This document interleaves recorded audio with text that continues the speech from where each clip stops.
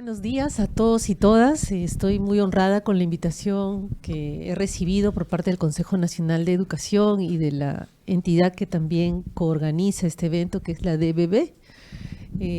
Creo que el tema que nos convoca esta mañana es de absoluta actualidad y además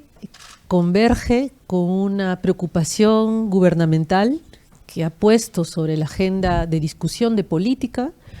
cómo hacemos de nuestro país, de nuestro Perú, un Perú que desarrolle las condiciones para crecer, para que se haga más productivo, para que su fuerza laboral no solo sea más productiva y aporte a ese desarrollo de una manera más decidida, sino que podamos alcanzar también mejores estándares o a los mejores estándares de competitividad. Y claro, esa que es una entrada, si se quiere, de política, de mirada de país al futuro, también encuentra una coincidencia de coyuntura, pero que espera trascender en el tiempo, en el último acuerdo adoptado precisamente por el Foro del Acuerdo Nacional, ¿no? Como país hemos sido capaces de apropiarnos de una convicción de que hacen falta fortalecer institucionalmente el Estado, armonizar la relación empresa-gobierno, incidir claramente en el fortalecimiento del sistema educativo, y todo eso se ha plasmado en el último documento aprobado, que es la visión del Perú al 2050. Ya centrando, digamos, la mirada en lo que me atañe, que es el sector laboral o el mundo del trabajo, ese documento tan valioso, esta visión del Perú al 2050, señala, por ejemplo, que esperamos vernos en ese año como un país que ha alcanzado el desarrollo sostenible, con empleo digno, subrayando esta entrada, empleo digno y en armonía con la naturaleza. De esta fecha, del 2019 al 2050, visto el objetivo tal cual ha sido planteado en esta visión, dista bastante el campo por el cual tenemos que transitar y los acuerdos que tenemos que generar para arribar a un ideal de país como el anotado. Y en el mundo del trabajo, el empleo digno es una aspiración que no solo aplica para los peruanos y peruanas, sino también para el mundo empresarial. Un sector empresarial responsable, comprometido con el desarrollo del país, afirma el reconocimiento de derechos, y a mí me complace mucho coincidir con la señora Marisabel León, porque la he escuchado expresarse en esos términos en el foro del Consejo Nacional de Trabajo, que es un consejo al que también pertenece. Y ahí hay más de un conflicto positivo, digamos, de interés, ¿no? Pero fundamental que podamos participar en todos estos espacios en los que se están discutiendo los temas de interés, de calado para el futuro del país, ¿no? Entonces hablamos de una visión de país con empleo digno e inmediatamente miramos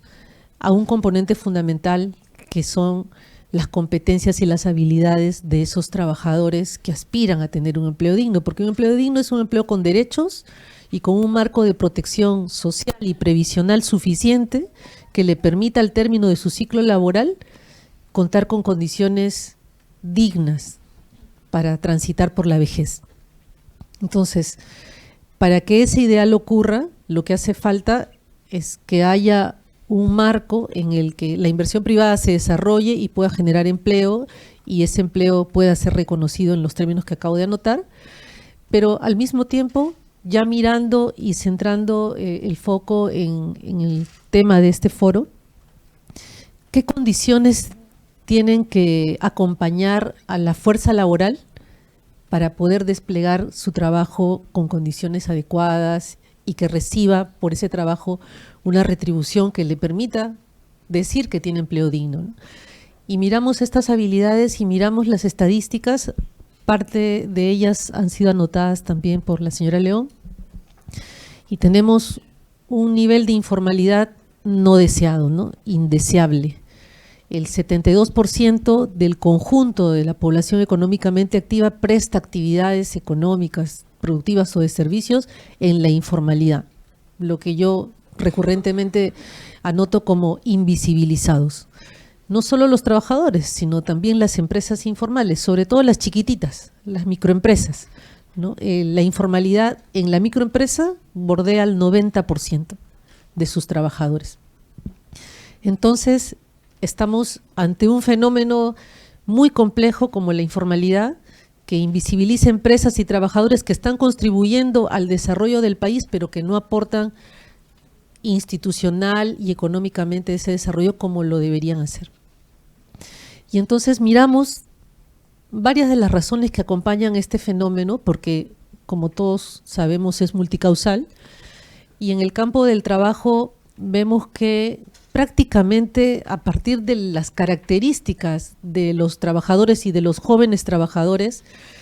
que apenas han terminado la secundaria, en más del 60% de ellos, que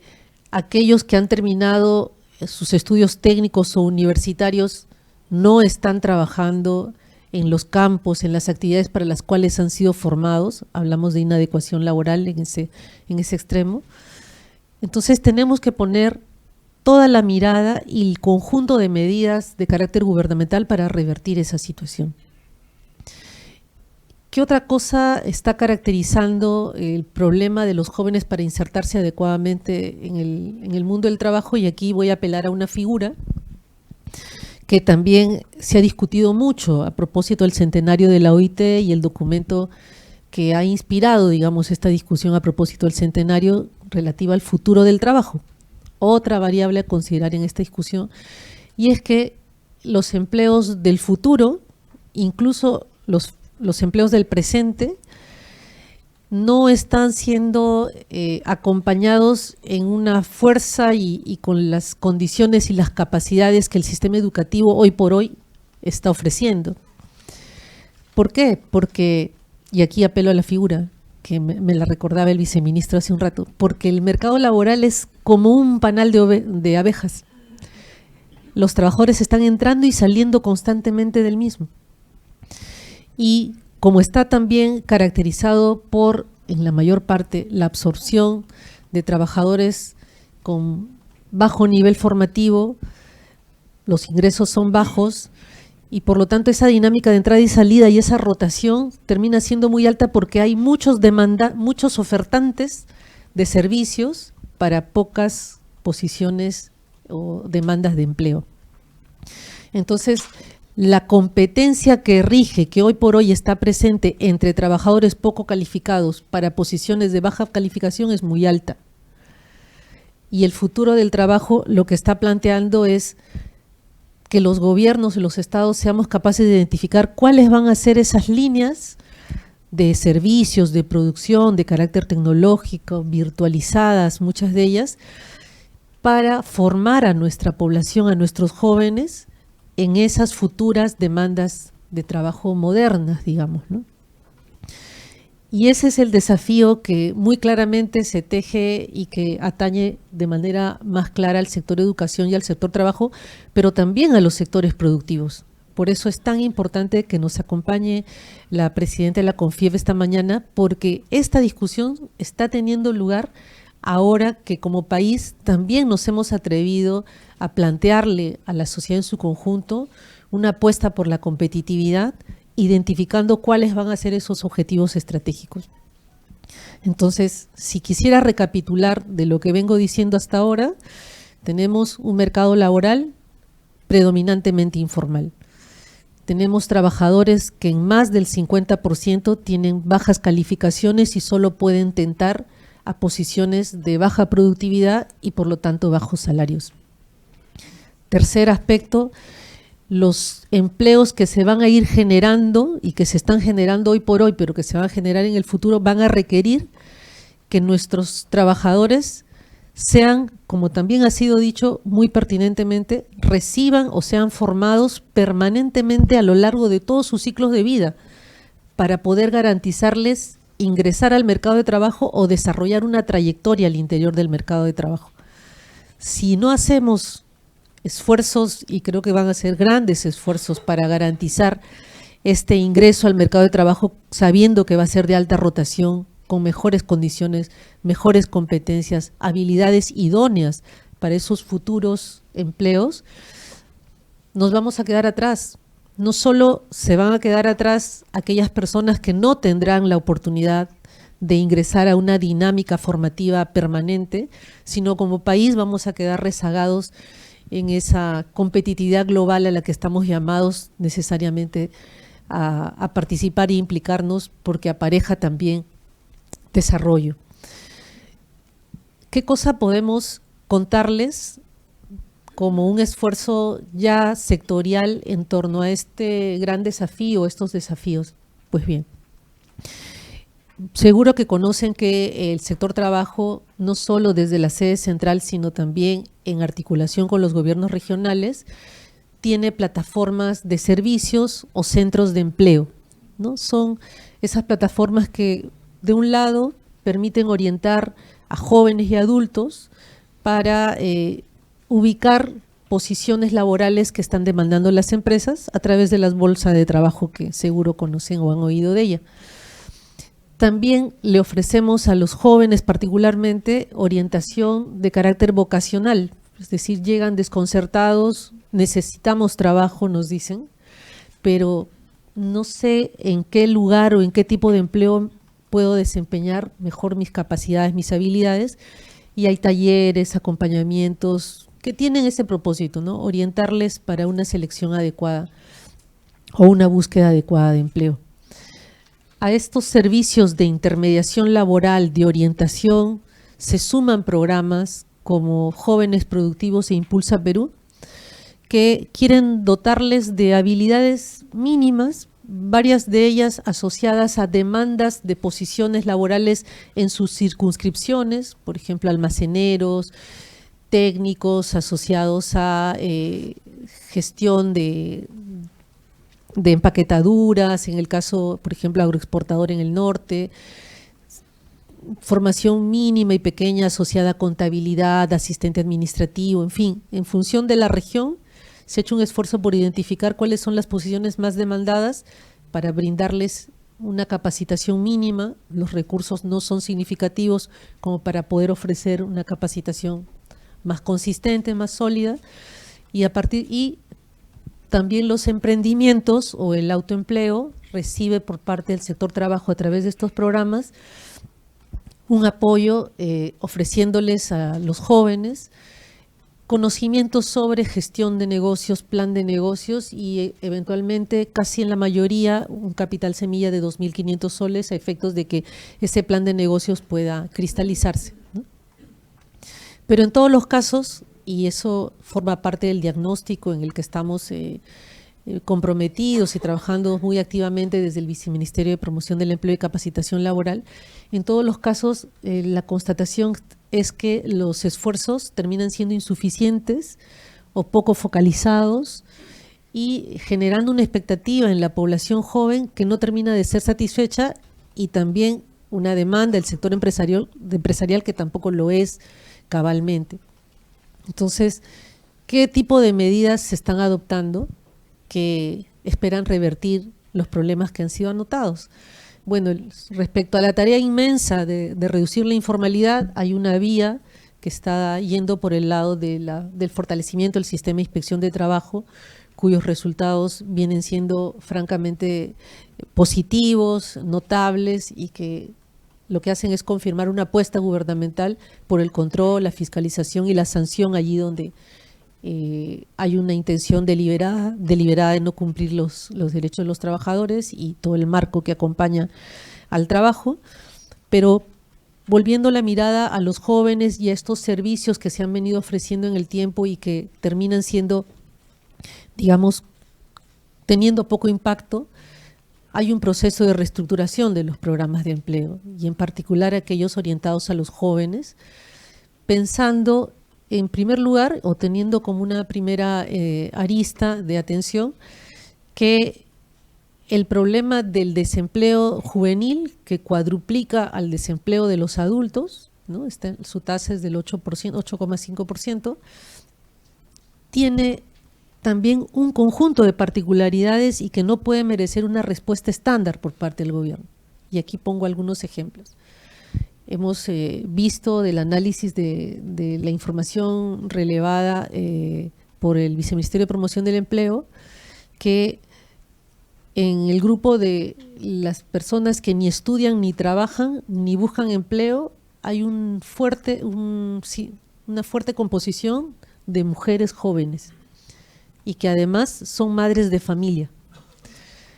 que no tendrán la oportunidad de concluir su formación secundaria ni superior, ¿no? Eso es todavía mucho más remoto, pero que requieren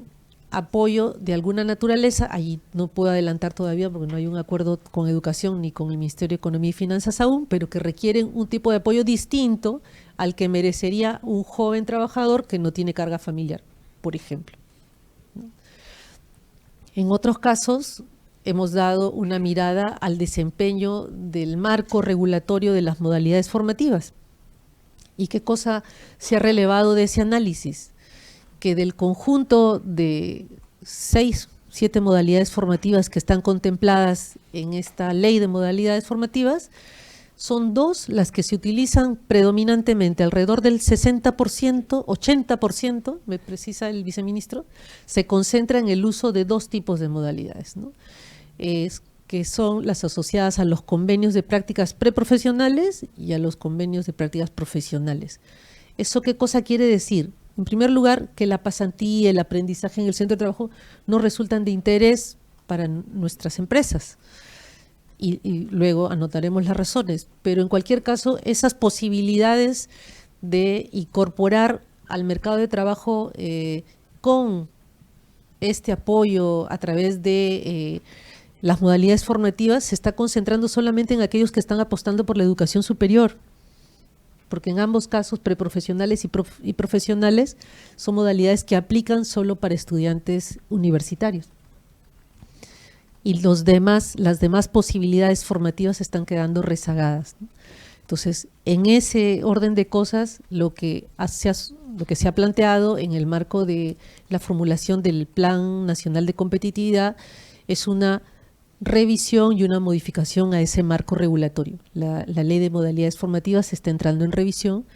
y las consideraciones que van a acompañar esas modificaciones tienen que ver con ofrecer respuestas específicas y particulares a estas condiciones particulares también que están presentes en el segmento joven de nuestro mercado de trabajo, ¿no? Fundamentalmente, y creo que voy a dejar por allí esta